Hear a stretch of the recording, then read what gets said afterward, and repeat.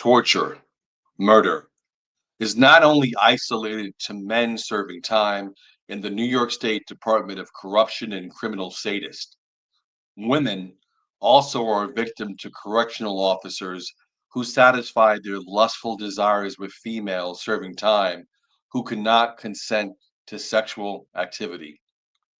Correction officers routinely engage in criminal behavior with women serving time. Hundreds of civil cases are bringing this to light. These accusations of criminal behavior go investigated by OSI. These correction officers are protected by one of the most influential and morally corrupt unions, NYSDOCCS, demons of destruction in suits and ties who make payments to third-party arbitrators who refuse to terminate prison guards who engage in beatings, torture, murder, and sexual abuse. This news story from NBC New York sheds light on the spider web of deception, the Bermuda Triangle of injustice where correction officers, New York State DOCCS, and NYSDOCCS play and scream out their false battle cries. Don't forget to like, share, and subscribe. Tonight, News Force I-Team investigates allegations of rape and sexual abuse in New York prisons. Two former female inmates who spoke only with the I-Team said that a correction officer forced them to perform sexual favors. Well, now they're suing the state for millions of dollars in damages. Here's News Force Chris Glorioso.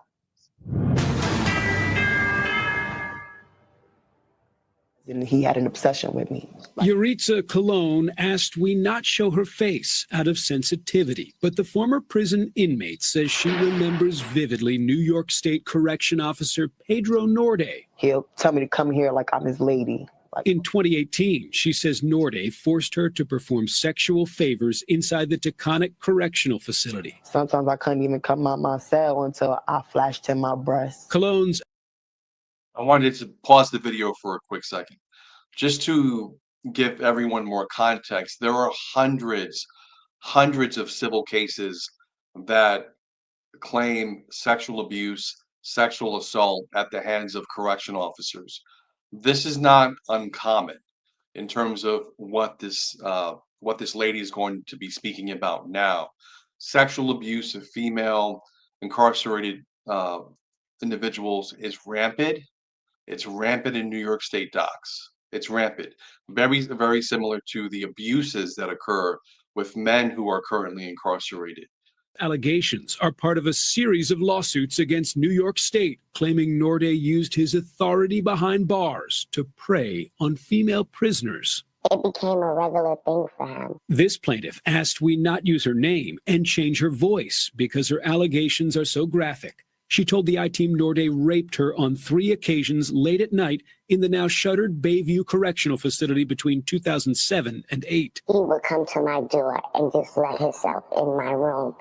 And the standard thing was get up against the wall. Right? And we all know what happens after get up against the wall. It's ironic. For me, it's very ironic because in terms of what she said, it starts with stand up against the wall. And it's very similar to the men who are beaten. It starts with, we're going to be doing a pat down, a pat and frisk. And they tell the guys to go up against the wall.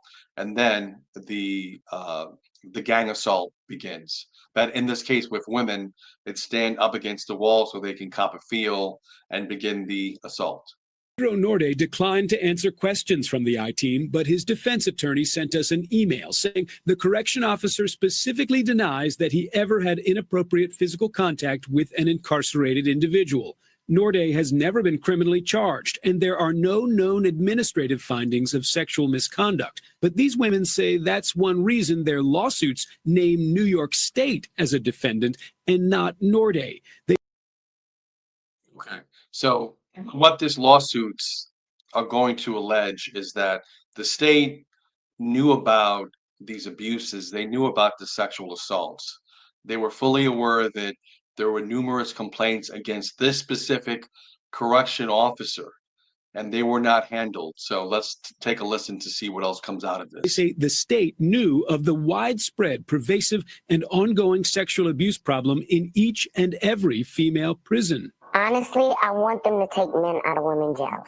The correction And that's one thing she said that really boggles the mind. Why are there so many men working in correctional facilities? It is, I'm sorry, why are there so many men working in female correctional facilities? I would think you would want to employ as many women correctional officers as possible. Maybe there's a hard time getting female correction officers, but as a man, you do not want to be tempted. You do not want to be tempted by women, especially those women who are vulnerable, who may attempt to, use you, right? But in this case, um, you have sexual assaults, you have, uh, you know, rapes occurring. Department said Pedro Norde was reassigned from a women's to a men's prison in 2022 after the state tried to fire him for allegedly calling former inmates on the phone and lying to investigators. But an arbitrator blocked Norde's termination, and after the case was appealed for 2 years, Norde was back on the job, collecting more than $270,000 in back pay. To add insult to injury, not only do these correction officers do not get fired, but they get suspended without pay in some cases, and then they receive back pay for the duration of the time that they were suspended. One thing to point out is an incarcerated person cannot consent to sex under any circumstances. It is rape by the definition. Attorney Adam Slater now represents a total of 6 women who say New York didn't do enough to prevent Norde from coercing female prisoners into sexual favors. The Corrections Department has denied wrongdoing in court.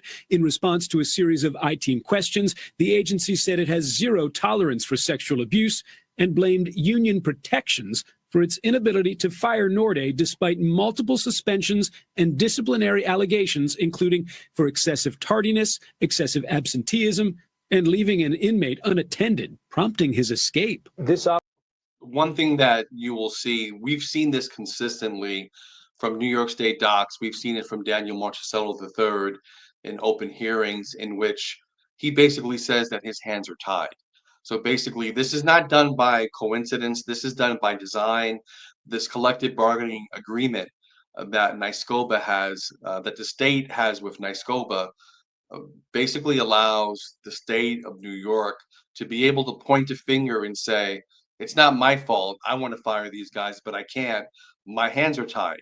Instead of taking ownership and attempting to change the collective bargaining agreement, that's not done. So this is done by design, because if the state of New York really wanted to change this, they would have. They could have. Officer had been suspended multiple times. Should he have been fired? Yes. Pedro Norde's attorney did not address his record of suspensions, but said his client plans to retire before this year is over.